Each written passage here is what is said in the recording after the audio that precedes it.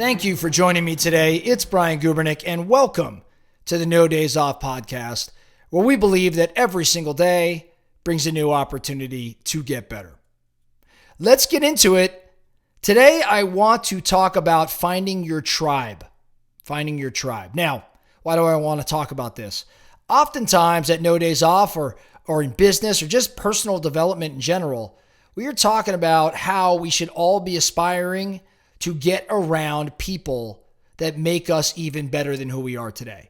People that have bigger goals than us, or are maybe brighter or more experienced or more fit or whatever it may be than us, so that we can not only be motivated, but we can learn, we can grow. And so the objective is to be purposeful in choosing who you spend your time with. We've all heard the adage, you are the average of the 5 people you spend the most time with. And so we all talk about wanting to up our 5, but we don't actually talk about the steps to doing that. Today, I want to talk about how you find your tribe. Okay, so first of all, let's talk about a tribe. What is a tribe? When I think about tribe, I think about a group of people who have like interests, like values, similar goals. If I want to join that tribe, if I want to be part of that tribe, what steps do I have to take? That's what I want to talk about. Now, first and foremost, I think it's important for us to identify our own interest, to recognize our own passions, to be clear, or at least have, an effort being put into developing or understanding our vision, where we want to go with our life, where we want to go with our business.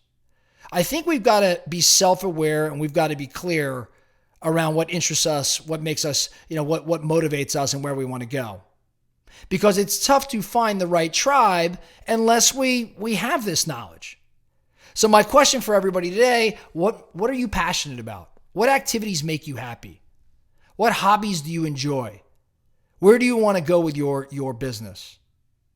What's even standing in the way of you getting there? Get clear on these things, these questions, before you start seeking out bigger thinking individuals to be around.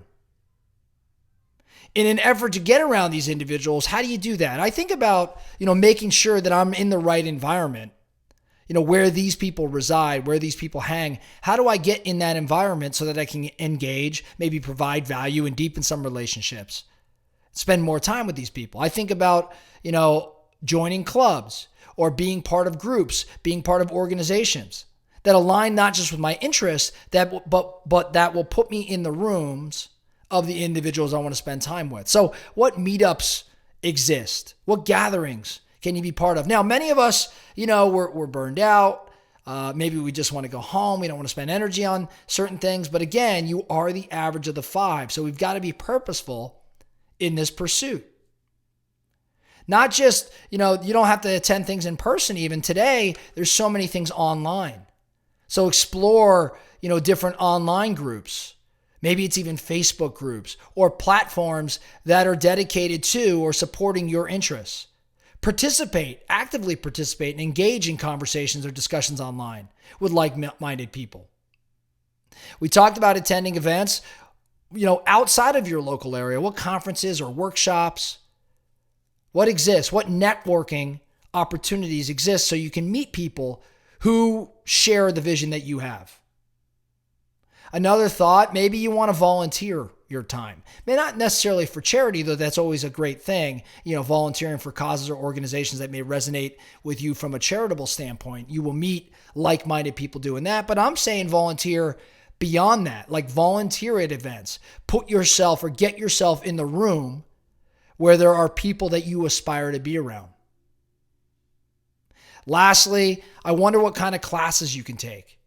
What kind of workshops can you attend? How do you get around these individuals? Where do they appear? Here's the reality, and I think I've said it before. When you aspire to be in an even better group or bigger group of 5, recognize that the top guy or girl in that group is trying to run as fast as he or she can from you. It's funny, but think about it. If you want to up your game, odds are people in that group of 5 are trying to up their game as well. So they're trying to move away from an individual like you while you're trying to run towards them. So what's your goal? What do you have to do? You just got to run faster than they can.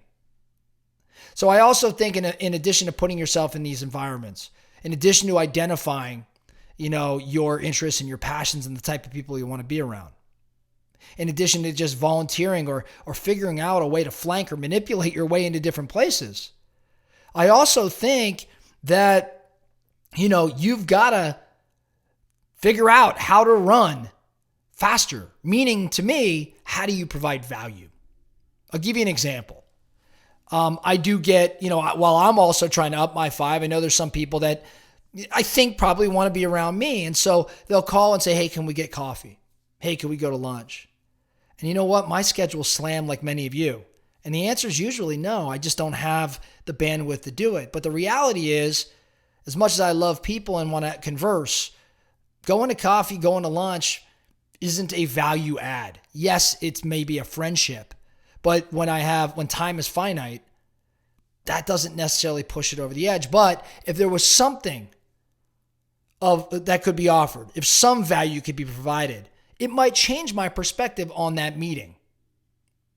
Now, I've got to do the same for others. If I want to be around these insanely high-performing individuals, I've got to bring some value to the table. I've got to bring some knowledge that they don't have. Maybe I even have to be the one that throws the event just to have them in the room. See what I'm saying? So you've got to really calculate and think through how you're gonna up your 5, because this idea that it just happens organically, that's more luck than it is purpose. Not too long ago, I was in a room with a guy named Jordan Freed, who I bet many of you know Jordan or you've heard of Jordan. He's a very well-known real estate coach and entrepreneur.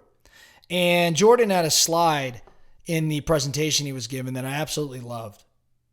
And it was about tribe. It was about finding your tribe. And Jordan had 5 questions, and I want to relay these 5 questions to you. How to find your tribe. Number 1, ask yourself, who must I become? Who must I become in order to, be part of this tribe that I desire? Number 2, who can I help? Who can I help? What value can I bring? Number 3, as we're thinking through our tribe, who must I surround myself with? Kind of goes back to, who do I really want to be around? What are their goals? What are their visions? Is it aligned with where I want to go? Number 4, who will help me? Great question. Who will help me get there even? Who will help me develop to be the person I need to be to get to, that circle that I want to get into? And lastly, and this is a really interesting one, on this journey, who must I avoid? Who do I actually have to avoid?